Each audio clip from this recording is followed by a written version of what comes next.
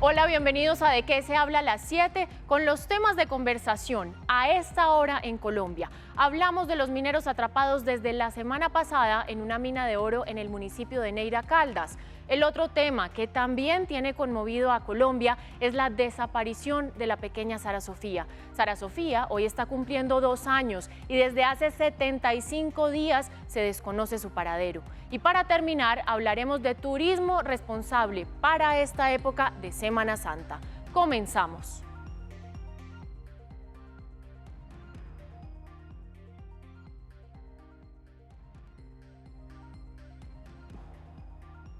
La minería en Colombia representa el 1,6% del Producto Interno Bruto, es decir, alrededor de 1,5 billones de pesos, representando además el 6,7% de la economía nacional. El año pasado este sector se vio golpeado por la caída de los precios y la emergencia sanitaria en el mundo, lo que dio como resultado una caída del 15,7% en la economía. Sin embargo, el gobierno lucha a diario con el fenómeno de la minería ilegal, que está presente en 24 de los 32 departamentos del país. Esto genera consecuencias negativas para las regalías, aumenta la violencia en los territorios y afecta el medio ambiente. Veamos las cifras, por ejemplo, de la minería en Colombia, porque según información del Ministerio de Minas y Energía, el 1,6% del Producto Interno Bruto lo produce el sector minero energético. Según el Ministerio de Minas, solo se ha explorado el 3% de hectáreas aptas para la minería. En 2020 la minería se redujo 15,7%. Colombia tiene más de 110.000 mineras pequeñas y solo 3.500 minas están formalizadas. La minería ilegal ha generado varios accidentes en el país por la improvisación de las estructuras y la falta de seguridad a la hora de desarrollar sus labores. El último hecho, de hecho, se presentó en el municipio de Neira, en el departamento de Caldas, donde hoy 11 trabajadores permanecen atrapados por una inundación en una mina de oro ilegal. Esta mina tiene una profundidad de 13 kilómetros y una longitud de 60 kilómetros de largo que está en buena parte por debajo del río Cauca. Para hablar de este tema nos acompaña hoy Eduardo Chaparro, analista en temas de minería. Eduardo, buenas noches, bienvenido a De qué se habla a las 7. ¿Cómo está, doña Daniela? Muy buenas noches. Bien, gracias. Bueno, Eduardo, usted tiene muchos años de experiencia en temas de minería y también en tema de rescates. ¿Cuál es su perspectiva sobre este rescate que se está llevando a cabo en Caldas? Estando lejos del sitio de los acontecimientos es muy arriesgado y casi que irresponsable opinar. Sé que los colegas del Servicio Nacional de Salvamento Minero están haciendo el mejor de sus esfuerzos para la recuperación de los cuerpos y ojalá de los mineros vivos y entregárselos a sus familiares.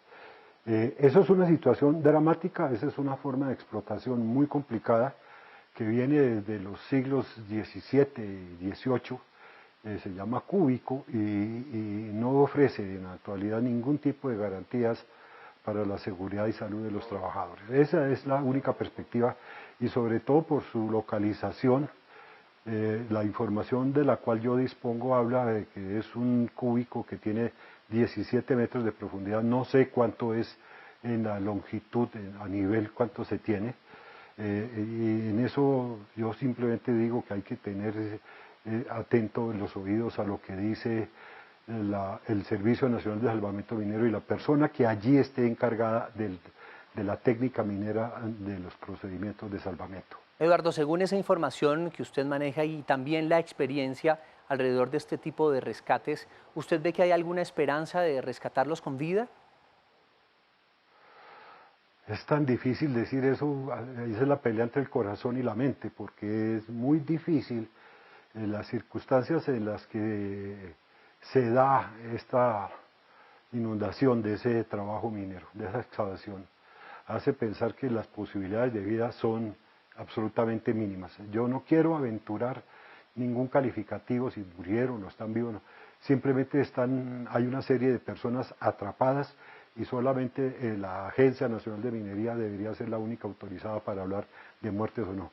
Pero las circunstancias son extremadamente difíciles, muy complejas y cualquier intento tiene que ser hecho con sumo cuidado y con atención a todas las normas y sobre todo no aumentando el tamaño de la desgracia, poniendo en riesgo la vida de los socorredores mineros.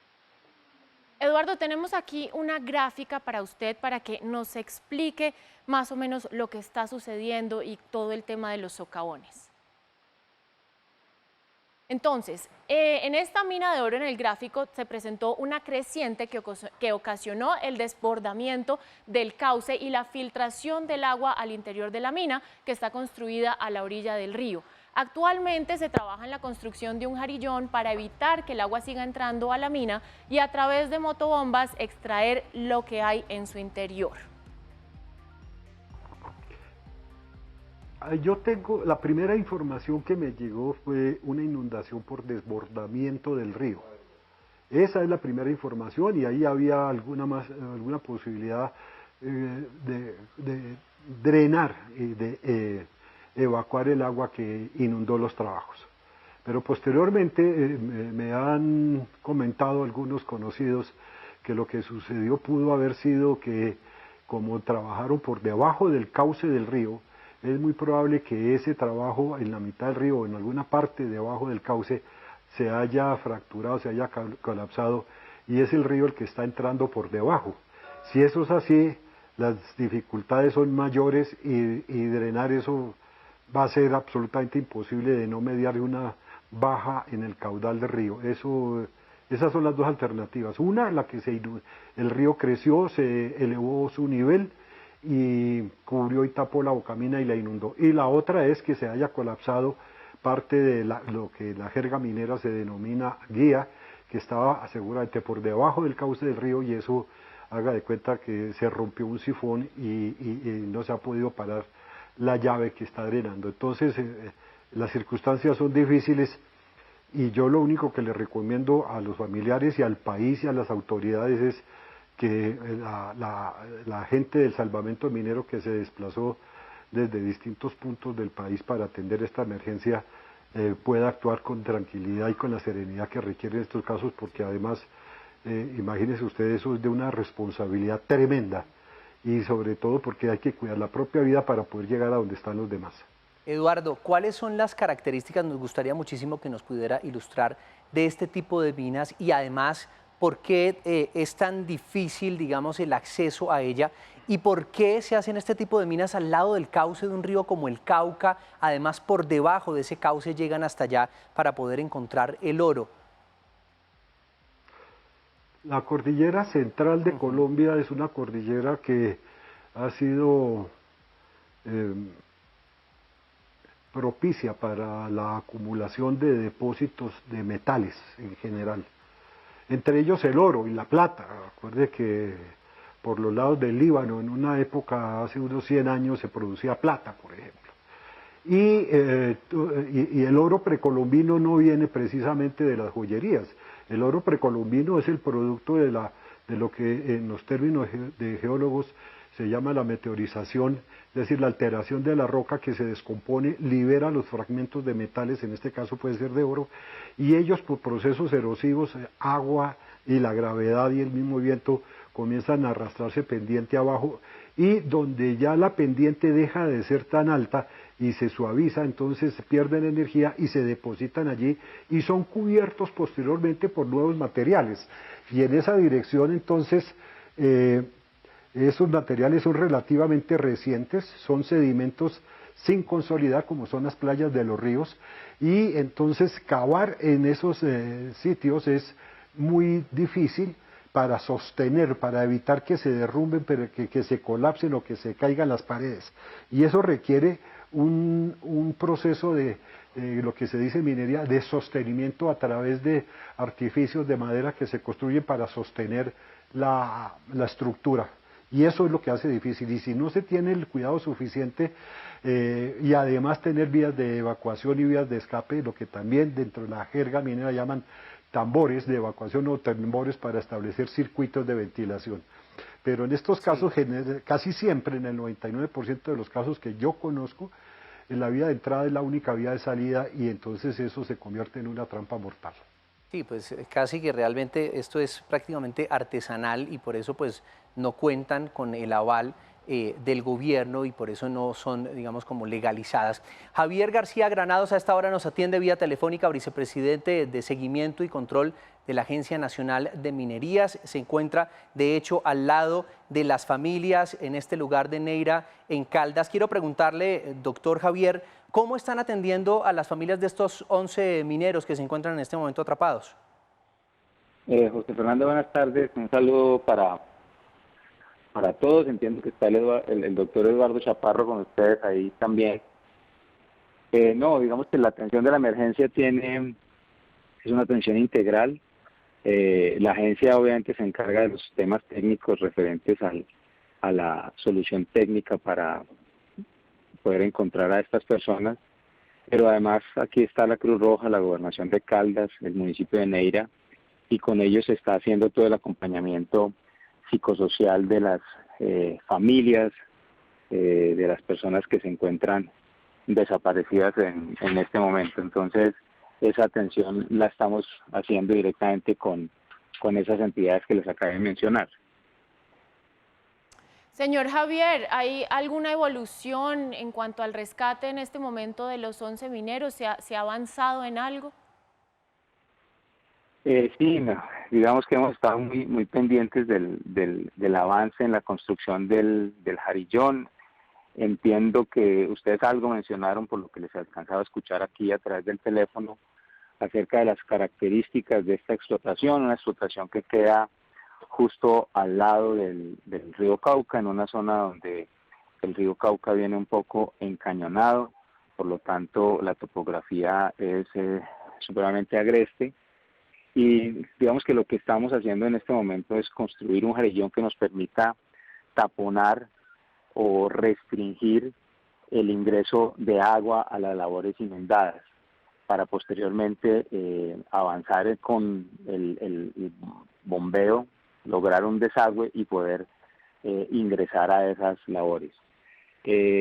Anoche avanzamos bastante bien, se removieron cerca de 7.000 metros cúbicos, tuvimos un percance con una de las dos retroexcavadoras que nos estaba ayudando, lo solucionamos ahora en la tarde, y el avance que teníamos ahora en la tarde era cerca de 8 metros de ancho, es decir, ampliamos la orilla quitándole espacio al río Cauca en cerca de 8 metros, más o menos como por 25 metros de longitud.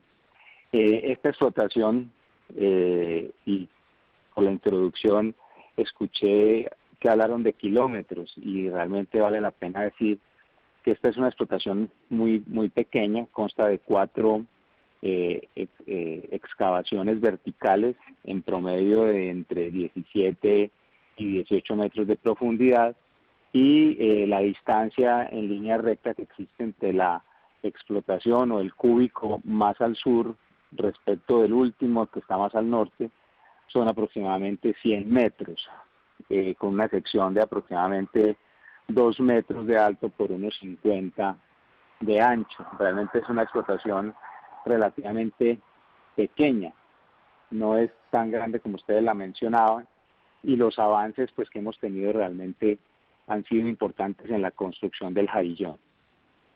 Sí, doctor Javier, entendemos, muchas familias en el país pues viven de lo que logran arrebatarle a la tierra, y muchos de estos socavones se construyen de manera artesanal, como ya nos lo comentaba nuestro otro invitado, Javier.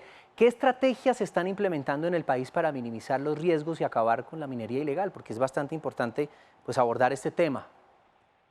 Claro, y ahí vale la pena decir varias cosas. Entonces, pues nosotros nos encargamos obviamente de la atención de estas emergencias cuando se presentan, pero estas explotaciones no autorizadas claramente que tienen unos riesgos muy importantes desde el punto de vista de seguridad. Son explotaciones expuestas a riesgos de inundación, como efectivamente, digamos, se materializó en esta explotación, riesgos de derrumbes, de atmósferas irrespirables, de riesgos de eléctricos, porque ellos utilizan unas electrobombas que sumergen, pero la gestión que hacen con esos cables eléctricos pues realmente es mínima. y ahí también se presentan unos riesgos muy importantes. Recordemos que en el 2015 también atendemos una emergencia en esta zona, en la zona del Playón, en Río Sucio, con un número de víctimas importantes, y realmente esas condiciones de explotación son totalmente subestándar. Claramente no hay manera de que técnicamente uno pueda tener una explotación de estas en buenas condiciones, precisamente por todos esos riesgos que se tienen. Pero entonces viene el dilema que muchas de las personas que viven en esta zona del país, a orillas del río Cauca, aquí en el área de Río Sucio, entre Río Sucio y Marmato, pues devengan su sustento de lo que le puedan arrebatar, como usted muy bien lo dice, al río. Desde el punto de vista de la formalización, pues el programa de formalización del Ministerio de Minas y Energía, la agencia también, digamos que tiene en su vicepresidencia de promoción y fomento un programa muy importante para formalizar. Hay elementos desde la legislación que nos permiten llevar a estos mineros a una legalidad, y esa legalidad no solamente se trata de trabajar bajo el amparo de un título minero, sino también de buscar unas soluciones técnicas que terminen siendo rentables, que terminen siendo seguras, que terminen siendo limpias con el medio ambiente. Entonces, ese es un poco el mensaje que está ahí.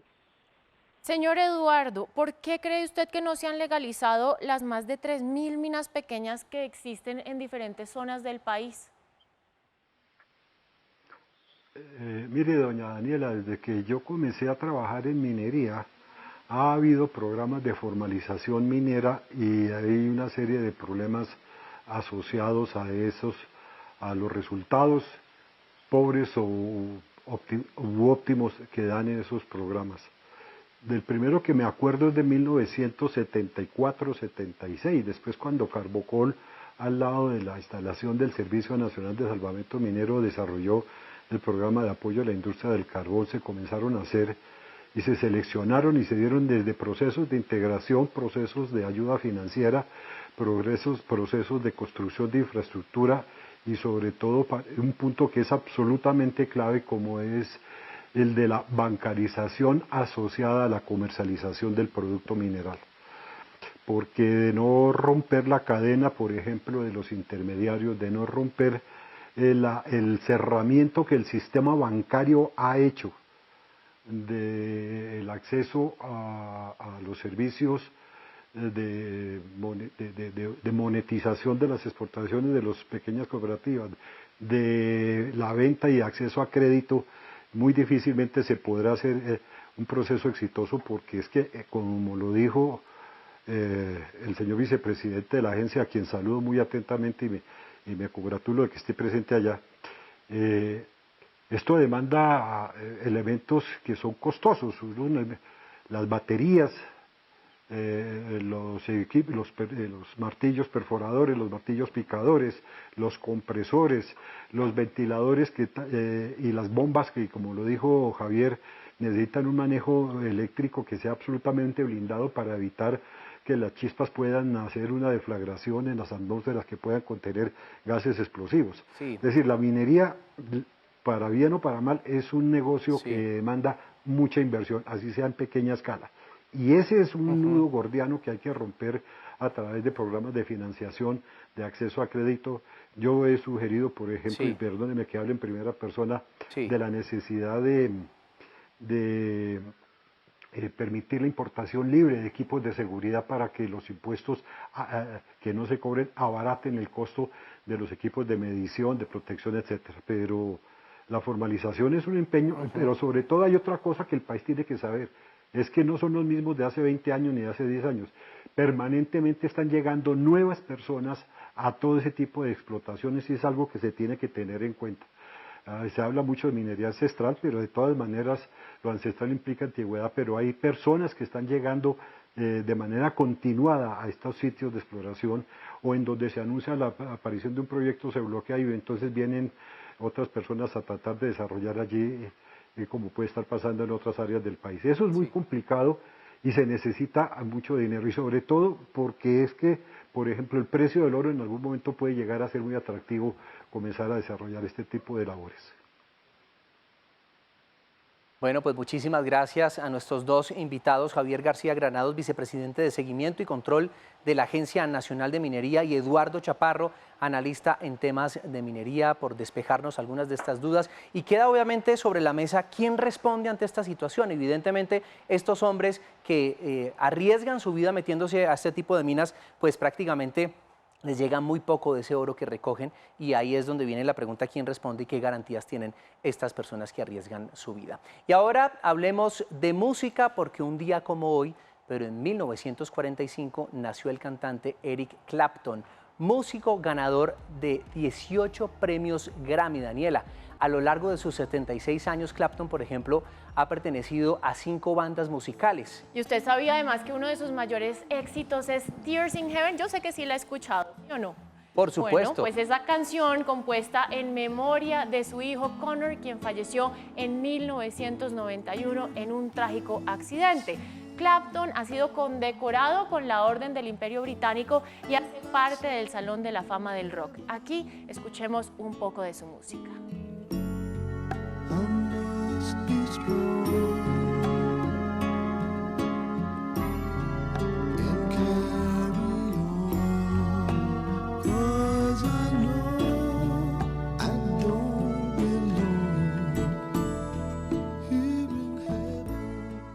Vamos ahora con Stephanie Valencia. Stephanie, buenas noches. ¿Qué está preparando para esta noche?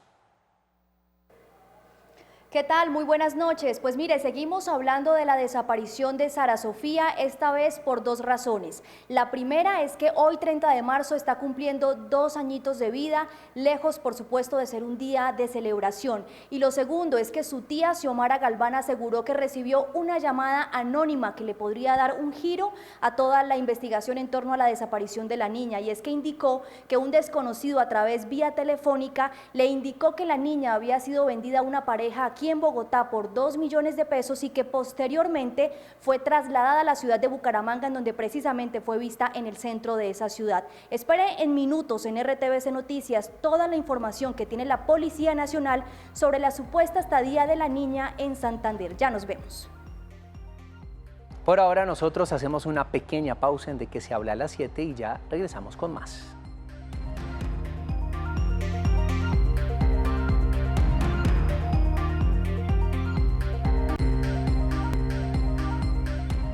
Ustedes, muchas gracias por continuar con nosotros en De Qué se habla a las 7. Y otro de los temas importantes que se habla en Latinoamérica son precisamente estas imágenes que recuerdan la dura prueba que por la pandemia está viviendo nuestro vecino país, Brasil. Ya van más de 300.000 muertes en lo corrido de la pandemia y con un pico de muertes diarias de 3.251 personas. El país se ha convertido en el centro mundial de la pandemia. En lo corrido de este mes han muerto, por ejemplo, más de 2.000 personas entre 30 y 39 años a causa del COVID-19, mientras los centros hospitalarios están totalmente desbordados. Hoy, 30 de marzo, está cumpliendo 2 años la pequeña Sara Sofía Galván, que lleva 75 días desaparecida. Hoy su familia no celebra la fecha y el país entero está en la búsqueda de la pequeña. El 19 de febrero de este año comenzó a ser difundida la foto de la desaparición de Sara Sofía por redes sociales. Una mujer aseguró que la madre de la menor le había contado que la niña había fallecido el día 28 de enero y que ella y su pareja la habían arrojado al río Tunjuelo. El 24 de febrero, Xiomara Galván, la tía de la menor, denunció el hecho ante la Fiscalía, pero solo hasta el 17 de marzo las autoridades intensificaron las labores de búsqueda de la menor. Hoy, 75 días después, la búsqueda continúa. El día siguiente del inicio de la búsqueda, la madre y su pareja fueron capturados y el 19 de marzo fueron enviados a la cárcel acusados por la desaparición forzada de la menor. Migración Colombia y la Policía Nacional emitieron diferentes alertas a nivel nacional e internacional para intentar dar con el paradero de la pequeña Sara. 196 países están siendo notificados para que con sus cuerpos policiales nos ayuden a ubicar a Sara Sofía. Hay unos países priorizados que son los que tienen frontera con Colombia, en donde estamos pidiendo que se sumen a la búsqueda de Sara Sofía. ¿Cuál es el propósito de esta circular? Cerrar todos los círculos posibles para la ubicación de Sara Sofía. En las últimas horas, Xiomara Galván, tía de Sara Sofía, aseguró que había recibido varias llamadas, pero una de ellas la inquietó bastante, pues le manifestaban que la niña había sido vendida por 2 millones de pesos en Bogotá a una mujer. El caso sigue siendo materia de investigación y todo el país está en alerta. Pues José Fernando, precisamente hoy nos acompaña Xiomara Galván, tía de Sara Sofía, y también está con nosotros Carolina Piñeros, directora ejecutiva de Red Papás. Xiomara, bienvenida a De qué se habla a las 7, y antes de comenzar, sepa que nos solidarizamos con lo ocurrido y que al igual que usted y toda Colombia, pues esperamos que Sara Sofía regrese pronto y con vida y sobre todo que se le restablezcan sus derechos, porque aquí ha habido muchas versiones de lo ocurrido que están siendo investigadas por las autoridades. La más reciente, como lo mencionó José Fernando, fue una llamada que usted recibió. Xiomara, ¿qué le dijo la persona que la llamó? Hola, muy buenas noches. Sí, mira, el día lunes festivo de la semana pasada, yo recibí una llamada de una persona anónima, la cual no se identificó, era un hombre, donde me decía que no buscara a la niña muerta. Me dijo, tú eres la tía de Sara Sofía, no busques a la niña muerta, que esa niña fue vendida en la ciudad de Bogotá por 2 millones de pesos. A esa niña la tienen en Bucaramanga, por los lados del centro, y la están tratando de sacar por trocha, porque ya no la pueden sacar ni por vía terrestre ni por avión, la pueden sacar, pero la están intentando sacar. Entonces yo le insistí mucho al muchacho, yo le dije, ay ven, pero dame más información, es que es importante, por favor. Y el muchacho me dijo, no te puedo dar más información, porque no te puedo dar más información y no quiero correr peligro, y me colgó. Igual yo inmediatamente pues me comuniqué con el investigador, le pasé la información. Hasta el día de hoy que hablo de esta llamada, pues no sé, esa llamada me pareció como muy alentadora, y pues como yo siempre he dicho, desde que inicié este proceso de búsqueda con mi sobrina, las versiones que está muerta, la verdad que no, o sea, en mi corazón no siento a mi sobrina muerta. Xiomara, para usted, ¿cómo ha sido la respuesta de las autoridades desde el momento en que usted denuncia este caso? ¿Ha sido oportuno, por ejemplo, con esta llamada? ¿Usted cuándo se comunicó con ellos? ¿Tiene comunicación permanente con las autoridades para saber cómo va esa investigación? ¿Usted qué otros datos ha proporcionado? Bueno, yo he, por ejemplo, mensajes que me llegan, que la hemos visto, que la vemos aquí, por ejemplo, que se la han visto mendigando a personas venezolanas. Yo se la suministro a la policía, pero como tal información que ellos, por ejemplo, de esa llamada, yo se la pasé al investigador y pues él nunca me dijo, sí, doña Xiomara, validamos la llamada, es mentira, es falsa. Hasta el momento no me dio información. Xiomara, ¿y usted qué espera ahora? Si llega a aparecer Sara Sofía, ¿qué medidas piensa tomar al respecto o cómo piensa actuar? Bueno, lo principal, lo que voy a hacer es pedir la custodia de mi sobrina, pues con mi esposo ya hemos planeado muchas cosas, ya que yo tengo 2 hijos más, pues pedir la custodia de Sara Sofía, y pues con mi esposo estamos pensando que como Sara Sofía está registrada solo por mi sobrina, pues mi esposo dijo que él le daba el apellido y que pues continuar con el proceso de Sara Sofía. ¿Usted ha tenido comunicación con su hermana que está en la cárcel en este momento? ¿Está retenida? No. Sí, yo intenté, he ido 2 veces a hablar con ella, pero pues inicialmente ella no ha querido hablar conmigo. El fin de semana fuimos, mi otra hermana vino, yo tengo una hermana que vive en Bucaramanga, ella vino, pero no fue posible el domingo verla por el tema de la pandemia, ya no estaban recibiendo visitas. Entonces, como tal, desde que ella está en la cárcel, no hemos tenido contacto con ella. Xiomara, las autoridades hasta el momento no han entregado una recompensa por quien dé información para poder encontrar a Sara Sofía. ¿Qué le han dicho las autoridades al respecto? Porque eso no ha pasado. No sé por qué, yo ya le he hablado con la fiscal, yo le he dicho, fiscal, ¿por qué no dan una recompensa? Así sea para saber las 2 versiones, cualquiera va a hablar, porque yo veo que por un bandido ofrecen recompensa y por mi sobrina no, y ya lo he dicho mucho en los medios de comunicación, que así sean 2, 3, 4, 5 millones de pesos, darlos en recompensa, a ver si de pronto alguien entrega a mi sobrina, que yo estoy más que segura que a mi sobrina alguna persona la tiene, mi sobrina no está muerta. Xiomara, ¿cómo era su relación con su hermana? ¿Usted cree que ella también es víctima de esta situación? Yo pienso que sí, que ella es víctima, tanto mi sobrina como mi hermana fueron víctimas, cayeron en las manos de ese señor Nilson, que no es nada bueno y la verdad que mi hermana también en estos momentos sería una víctima, pero pues nada justifica lo que ella de pronto haya hecho con mi sobrino. Claro, porque es que es realmente bastante complicado. Una pregunta, Xiomara, ¿quién es el hombre que acompaña a Xiomara y cómo comienzan una relación? Porque me gustaría conocer un poco más los antecedentes de esta relación y cómo ella se vincula con él sentimentalmente. A Carolina. Bueno, Carolina, desde que Sara Sofía nació con nosotros, mi hermana vivía con nosotros, o sea, Sara Sofía nace en mi hogar. Bueno, continuamos el proceso con Sara Sofía. El año pasado mi hermana decide irse de la casa. Mi hermana dice que ella se quiere ir de la casa, que ella quiere, pues se va a ir a vivir con una amiga, que ella pues ya quiere hacer su vida por afuera. Don Nilson nos manifiesta de que ella conoció a mi hermana a mediados de noviembre, que ella la conoció, que mi hermana estaba buscando trabajo y que él amablemente le ofreció su casa para que viviera. Hasta ahí yo no sabía de don Nilson, o sea, nunca mi hermana lo llevó a la casa, yo nunca lo conocí. Hasta el momento en que pues ya empezó a buscar a mi hermana y a mi sobrina, es que doy con don Nilson. Pero pues ella sí me había manifestado que estaba trabajando en la casa de un señor y que cuidaba a unos niños, que sería don Nilson. Xiomara, ¿y Nilson quién es? ¿Quién es ese señor? ¿Quién es ese señor? ¿Qué edad tiene? ¿Qué hace? Bueno, inicialmente yo lo conocí ahorita, como les digo, anteriormente no tenía ningún conocimiento de él. Cuando yo lo conocí, lo que él manifiesta es que él es padre soltero de 4 niños, los cuales tiene la custodia él,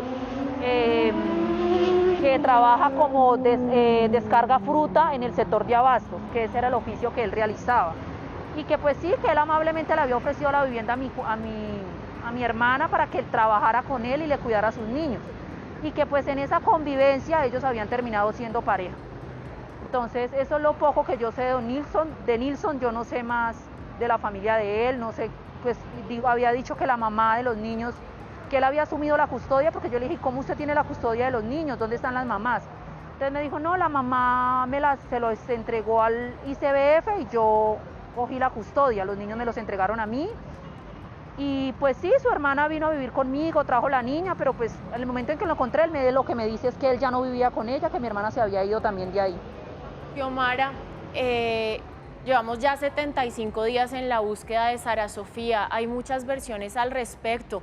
Esto pues hace pensar que alguien está mintiendo. Para usted, ¿quién está mintiendo? Para mí los dos están mintiendo, pero yo pienso que mi hermana está manipulada por Nilson. O sea, que en sí la verdad de todo la sabe Nilson, de realmente qué fue lo que pasó con mi sobrina. Pero pues mi hermana está manipulada por él, o no sé, apego emocional, enamorada, amenazada, no sé. Y no quiere decir la verdad porque pues, no porque ella me lo haya dicho a mí, pero por ejemplo la primera persona que me contacta y da mi información de mi hermana, ella me dice que mi hermana siempre le manifestó de que Nilson y ella tenían una promesa. Que Nilson y ella tenían una promesa, la cual ninguno de los dos, o sea, podía decir absolutamente nada. Y que Nilson le había dicho a ella que no se preocupara, que si ella la llevaban para la cárcel, él no la iba a dejar sola, que él siempre iba a estar pendiente. Entonces yo pienso que de pronto por eso es que dicen tantas versiones, como para tratar de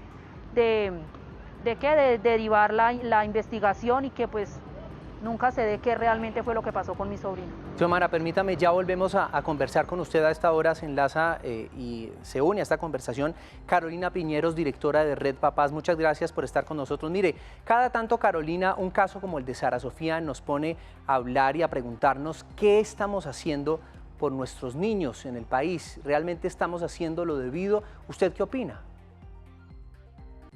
Pues muchas gracias, José Fernando, Daniela, y de verdad oír a la tía de Sara Sofía, pues para ella y toda la familia realmente también un gran abrazo. Yo creo que en Colombia no estamos cumpliendo a cabalidad el artículo 44 de la Constitución, que dice que los derechos de las niñas, los niños y los adolescentes son prevalentes. Es impensable esto que está ocurriendo con ella, pero es, como ustedes bien lo dicen, algo que están viviendo también, y hay muchas tragedias, y más en estos momentos con el COVID, que son absolutamente invisibles a los ojos de los ciudadanos. Entonces sí creo que es muy importante que entendamos que esto de que los derechos de los niños son prevalentes tiene que ser una realidad. y tenemos que movernos a hacer cosas diferentes. Tenemos muy poca información de lo que ha pasado en el año pasado con todos los derechos que se han vulnerado de las niñas y de los niños, y incluida el cierre de los centros de desarrollo infantil, de las instituciones educativas de manera tan prolongada. Entendamos que para muchas niñas y niños estos espacios también son espacios de protección, espacios protectores, y pues definitivamente los han perdido, y en este momento no tenemos una idea del tamaño de la tragedia que están viviendo como Sara Sofía muchas niñas y niños colombianos.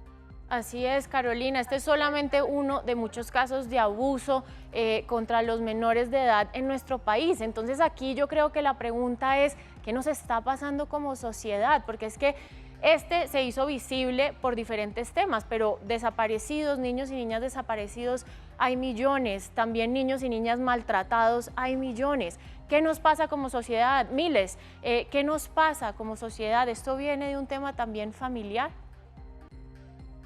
Sí, Daniela, tiene que ver mucho también con las lógicas de la familia, pero yo creo que hay que entender que el tema de la protección de las niñas, los niños y los adolescentes es un tema de corresponsabilidad. Y si bien la familia es el primer responsable, es clave entender que cuando la familia, por A, B o C motivo, no puede responder, tiene que ser el Estado y el resto de la sociedad quien responda por ellos. Xiomara, entiendo que... Sí, Xiomara, entiendo que usted tiene, vamos a regresar a esta hora con la tía de Sara Sofía. Xiomara, usted pues sé que tiene, por supuesto, por sangre una relación profunda con su hermana. No sé cómo sean los antecedentes en su relación, pero ¿cree que su hermana sería capaz de vender a su hija por necesidad o de hacer las versiones que ha contado a las autoridades?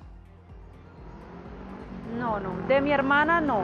Si ella lo hizo ya influenciada por Don Nilson, pero no, mi hermana, ella sí mostraba descuido por la niña, pero o sea, no cumplía su rol de mamá. Pero por ejemplo, ahora que yo me entero de que supuestamente ella le pegaba a la niña, de que la metía a la ducha, o sea, no sé si en medio de la desesperación, en la vida que estaba, pues eso también conlleva muchas cosas, ¿no? Pero usted que a veces visitaba a su hermana, ¿nunca le vio un gesto hacia la niña? No. ¿Nunca le vio algunas lesiones en el cuerpo a la bebé? No, señor, es que mi hermana, o sea, la niña siempre vivió con nosotros, o sea, siempre mi hermana y la niña estuvieron con nosotros. Mi hermana solo la sacó ese fin de semana y no volvió a traer más la niña. Pero viviendo en mi casa yo no puedo decir que Sara Sofía, que mi hermana la maltrataba, que mi hermana le pegaba, no.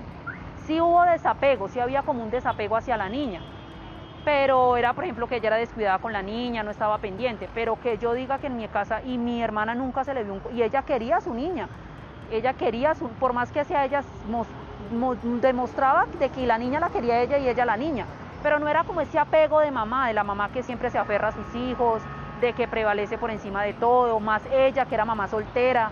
Yo siempre le recalcaba eso, yo le decía, Carolina, pero es que tú eres mamá soltera, Sara Sofía no tiene papá, Sara Sofía necesita doble protección, porque en estos momentos usted es la mamá.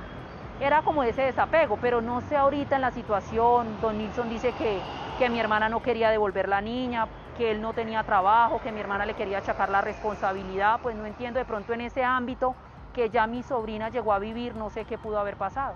Xiomara, pues muchísimas gracias por habernos dado este tiempo y de verdad que esperamos que Sara Sofía aparezca pronto y aparezca bien y sana. Igualmente, Carolina, muchísimas gracias por acompañarnos hoy aquí en De Qué se habla a las 7. Nosotros, señora, por supuesto, estaremos, muchas gracias a las dos, estaremos atentos a esta noticia en desarrollo. Seguiremos, por supuesto, en nuestras emisiones haciéndole seguimiento a la investigación por parte de las autoridades. Y esto casi que se ha vuelto un tema personal, sobre todo de los que somos padres. Sara Sofía es la hija de toda Colombia en este momento. Vamos a la sala de redacción de RTVC Noticias con Diana Gómez, quien nos tiene un avance sobre el informe especial de esta noche en la emisión central. Hola Diana, ¿qué tal? En nuestra emisión central de RTVC Noticias no se pierda el segundo informe del Bronx. ¿Qué pasó tras 5 años de su operativo? Conoceremos los detalles y los protagonistas. 8 de la noche, RTVC Noticias conectados 24/7. Vamos a una pausa y ya regresamos en De qué se habla a las 7.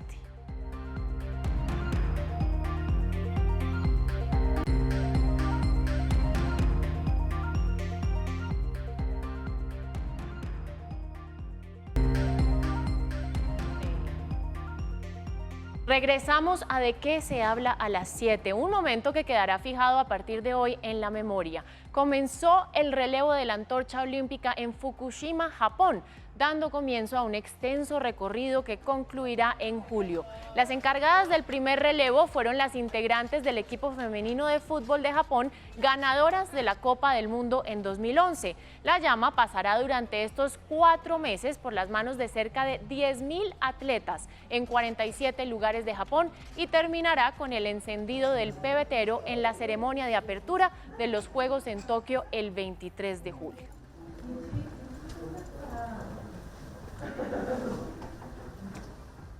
Y ahora sí vamos a concentrarnos en de qué se está hablando en Colombia, porque por supuesto de la llama olímpica se está hablando en el mundo. Llega Semana Santa y para muchos es época de recogimiento y oración, pero para otros momento de descanso y diversión y de búsqueda además del campo, del paisaje, etcétera.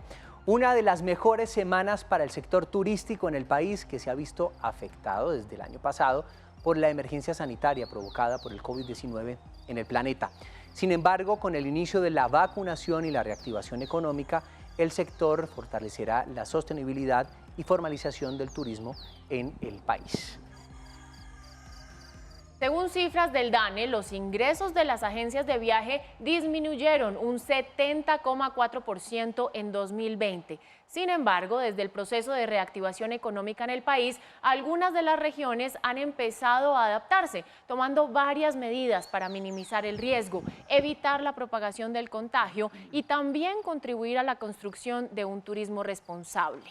Ofrecer espacios abiertos, controlar los aforos en zonas comunes, desinfectar los espacios compartidos y mantener también las medidas de bioseguridad e implementar tecnología en temas como la carta de los restaurantes, pues son algunas de las cosas que han facilitado que los turistas se sientan seguros a la hora de viajar. Y eso ha hecho que se logre nuevamente una ocupación hotelera en ciudades como Santa Marta del 58%. Sin embargo, la presencia de la alta informalidad turística y el desorden que hemos visto de los turistas ha generado el aumento de contagios en lugares del país como Santa Marta, provocando, además de desorden social, una crisis sanitaria que tiene a la ciudad al borde del cierre total. Miremos también lo que pasa en Cartagena en el siguiente video.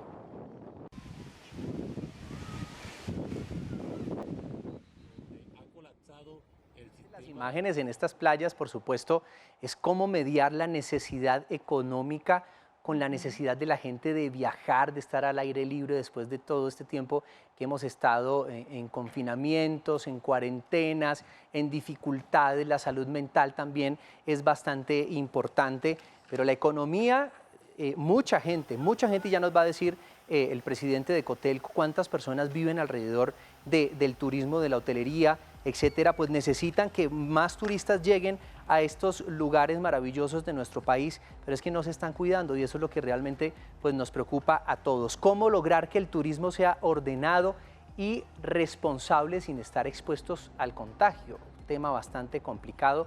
Para hablar sobre este tema, pues nos acompaña Gustavo Adolfo Toro, presidente de la Asociación Hotelera y Turística de Colombia, Cotelco. Señor Toro, muchas gracias por acompañarnos. Buenas noches. ¿Cómo se ha preparado el sector turístico para recibir a los miles de viajeros durante esta Semana Santa? ¿Qué tal? Buenas noches, José Fernando. Buenas noches, Daniela. Bueno, en el caso de la hotelería, nosotros hemos creado hace ya varios meses, desde hace casi un año, el sello Cotelco Juntos contra el COVID, precisamente para incorporar a los turistas en este reto que tenemos todos los colombianos y es superar la crisis del COVID. Como usted señalaba hace un momento, pues no basta simplemente con que los hoteles tengamos unos protocolos de bioseguridad totalmente alineados con las normas que ha emitido el gobierno, sino que los turistas se sumen a esa iniciativa. De allí el nombre del sello que Cotelco ha creado, Juntos contra el COVID, para involucrar a los turistas, para enviarles un mensaje en el sentido de que esta es una responsabilidad compartida. Todos tenemos que participar en el control de esta enfermedad, seguir las indicaciones que mandan los protocolos de bioseguridad y, por tanto, usar el tapabocas, tener el aislamiento social que se nos ha recomendado y el lavado de manos, que son tal vez las 3 iniciativas más importantes para mantener a raya la pandemia. Una cosa es el protocolo y otra pues es hacerlo cumplir. ¿Cómo se va a manejar este tema para poder evitar los riesgos que se vienen a bordo con Semana Santa? Tenemos 2 escenarios, Daniela. Uno es los espacios públicos en las ciudades, donde las autoridades son las que tienen que estar pendientes del cumplimiento. Allí la fijación de aforos, por ejemplo, en las playas es muy importante. En el caso nuestro de los hoteleros, pues tenemos unos protocolos que le comunicamos a nuestros huéspedes en el momento en que se registran en nuestros establecimientos, y por supuesto estamos velando al interior del hotel que esos protocolos se cumplan. Claro, es que es bien complejo porque el tema, Daniela, porque es que comparten tanto los turistas que compran legal y que dentro de sus hoteles les están dando constantemente todas estas recomendaciones, como los turistas que llegan a esas mismas playas y que compran ilegal y que de pronto en el lugar donde se están hospedando no les están reiterando la necesidad de que estén cuidándose. Invierten en campañas pedagógicas que son por supuesto muy necesarias, pero aún así la gente pues hace casi que caso omiso a ellas y relajan sus protocolos de cuidado. ¿Usted cree que, por ejemplo, ayudaría mucho contemplar unas sanciones económicas para garantizar la protección de todos? Bueno, digamos que la indisciplina social que hemos visto en estos últimos tiempos, pues es muy difícil. Yo creo que tenemos que lograr una pedagogía donde la gente entienda que es su responsabilidad y que en sus manos está, como dice la campaña, prevenir el contagio. La verdad es que es muy difícil tener un policía para cada colombiano, eso es imposible. Los colombianos tenemos que tomar conciencia, entender que la seguridad es una responsabilidad compartida, que el que no usa el tapabocas está poniendo en riesgo al resto de la ciudadanía, que quien no sigue las instrucciones sobre el alejamiento social, pues está poniendo en riesgo a las personas a las cuales está cerca. Así que yo creo que tenemos que trabajar en un tema pedagógico para que los colombianos interioricemos que es una responsabilidad compartida y que, por supuesto, la seguridad de los demás también depende de nosotros. Señor Toro, pues se habla de este trabajo, de que los ciudadanos tienen que interiorizar también todos estos protocolos, todas estas campañas, pero es que lo hemos visto muchas veces y no hay como una evolución, no hay un entendimiento por parte de los ciudadanos. ¿Será que necesitamos medidas más estrictas? Porque hay quienes los cumplen, lo vemos con el tapabocas y respetan las distancias, pero la gran mayoría no. Entonces nos hace falta quizás aplicar unas sanciones económicas o medidas más fuertes, aparte de las educativas, para lograr la protección de todos. Hay unas medidas que están contempladas en las normas. Ustedes saben que las medidas de bioseguridad son medidas sanitarias de orden público, digamos, es decir, incluso puede originar un proceso penal. Una persona que no cumpla las normas puede ser procesada por poner en riesgo la seguridad ciudadana. Así que no ha bastado incluso esa amenaza para que la gente cumpla. Yo creo que tenemos que generar una pedagogía para que la gente finalmente interiorice esta responsabilidad. No es fácil, por supuesto que lo hemos visto, pero yo no diría que la gran mayoría de los colombianos incumplen. Yo diría que hay una gran minoría de colombianos que todavía no han entendido que es una responsabilidad de todos lograr minimizar el riesgo del contagio. Sí, doctor, claro que eso, usted habla de minoría, pero lo que se ve en las imágenes Sí, que les vamos a exacto. mostrar a continuación, pues realmente se ve, es una mayoría, sobre todo los que están en las playas, que relajan los cuidados, que no tienen en cuenta las recomendaciones básicas que hace el gobierno y las entidades, las autoridades alrededor de este tema, y pues es bastante complejo ese control. Y ustedes, que son, digamos, quienes reciben a todos estos turistas, entiendo que ustedes también pues tienen esa obligación y esa responsabilidad de llamar la atención, pero es muy difícil controlar esto ante tanta gente que está llegando, por ejemplo, a Santa Marta, a Cartagena y a diferentes sitios turísticos. Y hablemos, usted habla de responsabilidad, pues lo invito a que hablemos del turismo responsable. ¿De qué se trata el turismo? ¿Cuál es el compromiso de Cotelco y además los deberes de los viajeros? Bueno, cuando hablamos de turismo responsable, hablamos de un turismo que sea respetuoso del medio ambiente, un turismo que sea mucho más cercano con las comunidades, un turismo que respete las condiciones ambientales en las cuales se desarrolla la actividad. Así que hoy que estamos hablando, digamos, estamos viviendo esta pandemia, pues se ha puesto de manifiesto la necesidad de que ese turismo sea efectivamente responsable. Se acaba de expedir la ley 2068, que es una ley que modifica la Ley General de Turismo, que contiene algunos elementos muy importantes relacionados con este tema. Uno de ellos tiene que ver con la definición de capacidad de carga y con la necesidad de definir capacidades de carga para los atractivos turísticos. El turismo puede ser una herramienta muy importante de desarrollo y de sostenibilidad, pero también puede ser una herramienta muy importante para acabar con los atractivos y para terminar perjudicando los ecosistemas. Así que la decisión es nuestra. ¿Qué queremos? Queremos preservar el medio ambiente, queremos dejar para las próximas generaciones los recursos más o menos conservados, o queremos acabar con la naturaleza y con el entorno. Esa es una decisión que tiene que tomar la humanidad. En el caso del turismo, Colombia ha dado unos pasos importantes para hacer un turismo más responsable y sostenible. La ley contempla algunas iniciativas y yo creo que es una responsabilidad de todos los actores, los hoteleros, los agentes de viaje, los guías de turismo, los transportadores, todos los que participamos en la cadena del servicio, de ir incorporando estas medidas de turismo responsable y de generar conciencia en los turistas acerca de la importancia de tener un turismo que sea lo menos lesivo al medio ambiente.